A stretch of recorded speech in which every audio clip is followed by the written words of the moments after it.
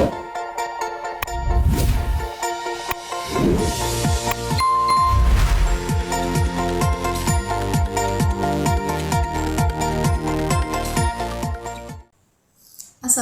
warahmatullahi wabarakatuh. Halo teman-teman, perkenalkan nama saya Rizky Ayu, mahasiswi program studi pendidikan bahasa Inggris Universitas Islam Negeri Al-Uin Makassar. Video ini saya buat untuk memenuhi tugas mata kuliah Phonetic and Phonology. Pada video kali ini, saya akan menjelaskan beberapa pasangan kata dalam bahasa Makassar yang memiliki makna yang sama, namun juga memiliki bentuk bunyi yang berbeda. Selain membahas maknanya, saya juga akan mengidentifikasi beberapa perbedaan phonetic and phonology yang terdapat pada masing-masing kata. Melalui contoh-contoh ini, kita dapat melihat bagaimana satu makna dapat diapresiasikan dengan kosakata yang berbeda serta bagaimana variasi bunyi menjadi salah satu kekayaan dalam bahasa Makassar. Baik, mari kita mulai pembahasannya. Pasangan kata pertama adalah anganre dan akado. Kedua kata ini sama-sama memiliki makna makan dalam bahasa Indonesia. Anganre lebih umum digunakan oleh masyarakat Makassar saat ini, sedangkan akado lebih sering ditemukan pada penutur generasi tua atau daerah yang memiliki atau masih mempertahankan kosakata tradisional.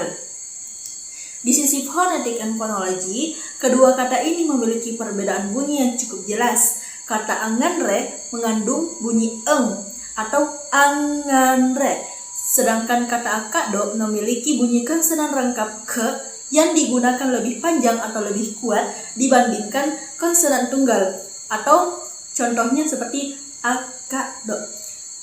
Meskipun bunyi dan bentuk katanya berbeda, keduanya tetap memiliki makna yang sama, yaitu aktivitas makan.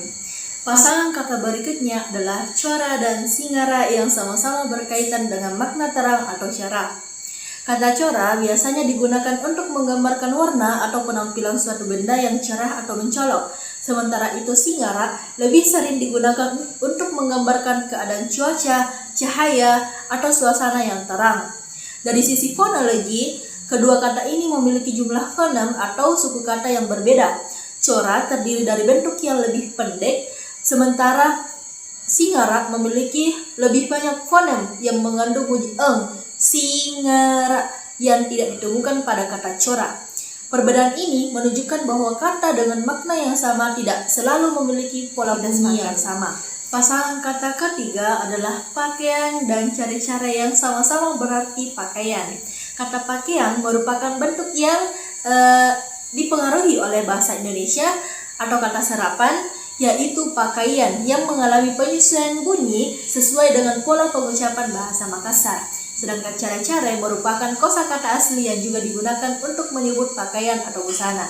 Di sisi fonetik, kata pakaian mengandung bunyi eng pada akhir kata pakaian, sedangkan cara-cara memiliki pengulangan bentuk kata atau replikasi yang menjadi salah satu ciri khas dalam pembentukan kosakata bahasa daerah. Walaupun bentuk bunyinya berbeda, keduanya tetap merujuk pada benda yang sama, yaitu pakaian.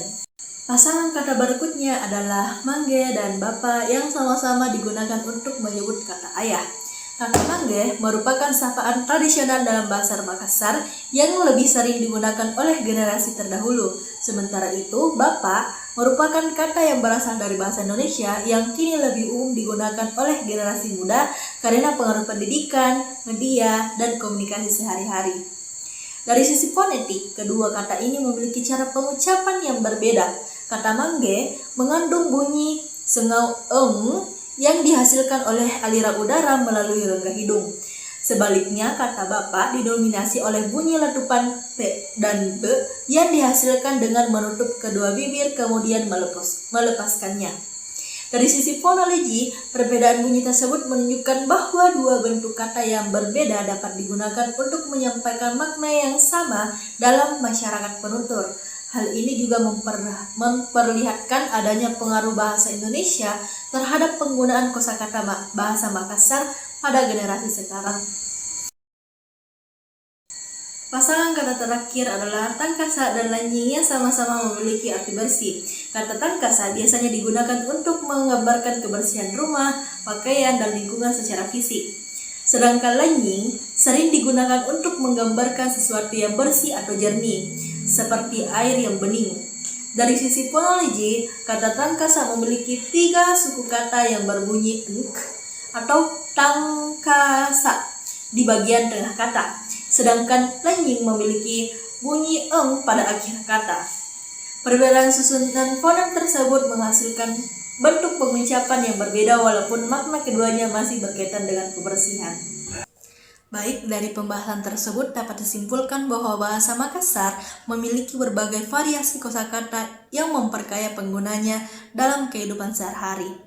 Dalam kajian phonetic and phonology, pasangan kata tersebut juga menunjukkan adanya perbedaan bunyi dan susunan fonem, meskipun memiliki makna yang sama atau hampir sama.